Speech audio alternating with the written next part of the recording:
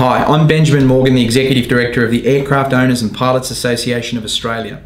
And today I'd like to speak to all Australians and seek your assistance on a challenge that's not just facing our aviation industry and pilot community, but a challenge that will leave thousands of Australians who are vulnerable and in need without essential life-saving service. Imagine waking up in the morning and walking out to discover that you have an envelope under the front door.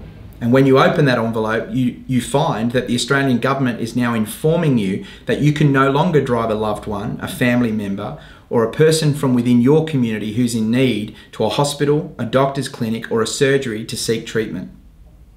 While this might seem like an entirely crazy concept, this is exactly what the Civil Aviation Safety Authority has informed the Australian aviation industry of. We now have a bureaucracy telling Australian pilots who are duly licensed to carry passengers that they can no longer do so because the passenger is sick. Australian pilots who for the past 16 years have generously donated their time and aircraft resources are now being called unsafe, with the regulator smearing our aviation industry and purporting that we need these changes when in fact we do not. CASA are seeking to impose rules and changes that will drive up the costs of volunteers trying to provide this service and will result in thousands simply no longer being able to.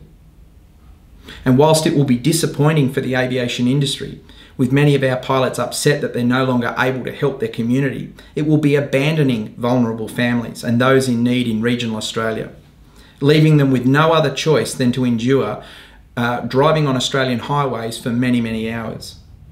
Australian roads and highways are responsible for thousands of deaths on an annual basis, and the aviation safety regulator believes that that's the best way for people to be transported.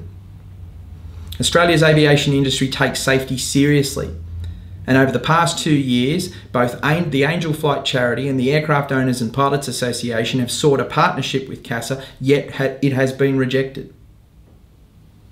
We believe that aviation safety can only be achieved through communication, collaboration, and education. Pilots in Australia need to feel supported. They need to be provided with the tools and resources to help educate them so that we can all achieve compliance. Introducing excessive regulation and making the aviation ecosystem complex and costly will not help anybody. It will drive lower participation and will leave people in regional and remote Australia abandoned. I'm calling on all Australians who have a heart to take action and to support Australia's aviation industry at this time. We urge you to contact the Deputy Prime Minister, Mr. Michael McCormack, who is the Minister for Transport, and express your complete dismay and objection to the changes that CASA are proposing.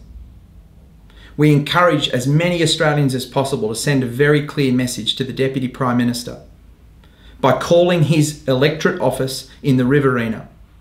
You can contact the Deputy Prime Minister on 02 69 21 4600. That's 02 69 21 4600. Make a call for the thousands of Australians who are unable.